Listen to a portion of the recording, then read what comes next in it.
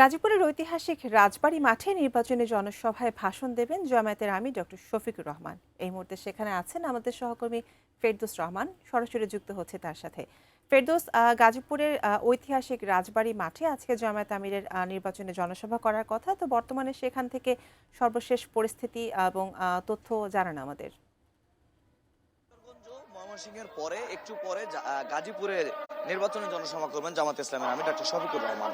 একটু সময় আছে, দুপুর 2টায় সময় দেওয়া থাকলেও যেহেতু তিনি ময়মনসিংহে একটি প্রোগ্রাম শেষ করবেন, এরপরে দুপুরের খাবারের পরে তিনি এখানে যোগ দেবেন, একটু হয়তো সেটা সময় লাগবে। একটু নেতাকর্মীদের চিত্র আপনাকে দেখাতে চাই। ইতোমধ্যেই গাজীপুর জয়দেবপুরের যে রাজবাড়ী মাঠ, এই রাজবাড়ী মাঠে এই জনসভায় যোগ দেওয়ার জন্য যারা আসছেন তারা মিছিল নিয়ে আসছেন। গাজীপুরের কর্মী সমর্থকরা মিছিল নিয়ে আমার পাশেই, ঠিক বাম পাশেই সেই জয়দেবপুর রাজবাড়ী মাঠ, সেই রাজবাড়ী মাঠে তারা প্রবেশ করছেন।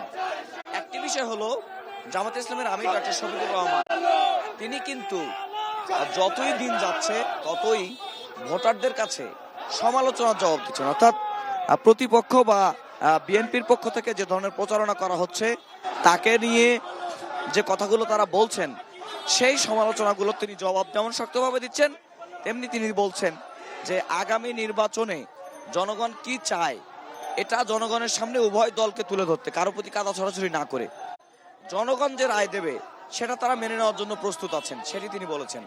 এবং জনগণের রায় অনুযায়ী আগামীতে দেশ পরিচালনা করার প্রতিশ্রুতি তিনি ব্যক্ত করেছেন। এখানে অসংখ্য মানুষ প্রবেশ করছেন গাজীপুর রাজবাড়ী মাঠে। গাজীপুরের 5টি আসন আপনি জানেন, এই 5টি আসনে দাঁড়িপাল্লা এবং একটি আসন ছাড়া হয়েছে এনসিপি সাপড়াকলি প্রতীককে। সেই যারা এখানে বিভিন্ন ভাবে যারা দাঁড়িপাল্লা এবং 11 দলীয় জোটের প্রার্থী হচ্ছেন, তাদের পক্ষে তিনি নির্বাচনের প্রচারণায় অংশ নেন। আমরা একটু কথা শুনি উৎসুক মানুষের। ভাই, আপনি কোথা থেকে আসছেন? আমি আসছি ভোটবাজার থেকে। ভোটবাজার থেকে। আপনাদের এলাকায় কি অবস্থা, এবার কেমন দেখছেন? আমাদের পরিস্থিতি আলহামদুলিল্লাহ ভালো, খুবই ভালো। আল্লাহর রহমতে আমরা পাস করব ইনশাআল্লাহ। আপনি তো ভোট তো যে কাউকেই দেওয়া যায়, দাঁড়িপাল্লাও দেওয়া যায় অথবা ধানের দুটো পক্ষ, কিন্তু কেমন ভোটের পরিবেশ দেখতে চান?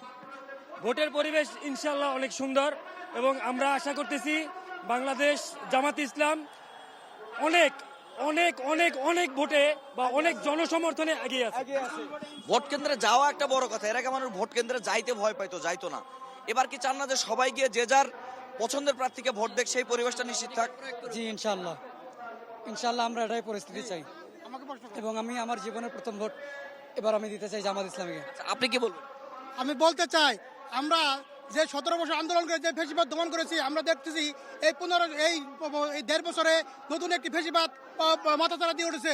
আমরা চাই এদেশের শান্তিপ্রিয় জনগণ এই সমস্ত ফেসিবাদের বিরুদ্ধে ব্যালটের মাধ্যমে সিল দিয়ে এবং হ্যাঁ পক্ষে রায় দিয়ে সমস্ত প্রকার ফেসিবাদের কবর এদেশের মাটিতে ভারতের ইনশাআল্লাহ কবর রচনা করবো ইনশাআল্লাহ। অনেক ধন্যবাদ। আমরা কথা বলছিলাম যারা জনসভায় যোগ দিচ্ছেন, তারা বলছেন দুইটি বিষয়। এবার হচ্ছে ফ্যাসিবাদী বা আধিপত্যবাদী যে শক্তি, সেটাকে তারা না বলে দিতে চান, এই কারণে যে তারা চান না যে কোনোভাবেই দেশটা পুরনো ব্যবস্থায় ফিরে যাক। আর একটা বিষয়, গণভোটে হ্যাঁ কথা তারা বলছেন এজন্য যে বাংলাদেশকে পরিবর্তন করতে হলে গণভোটে হ্যাঁ ভোট দিতে হবে। তবে সবার আগে দরকার নির্বাচনের সুষ্ঠু পরিবেশ।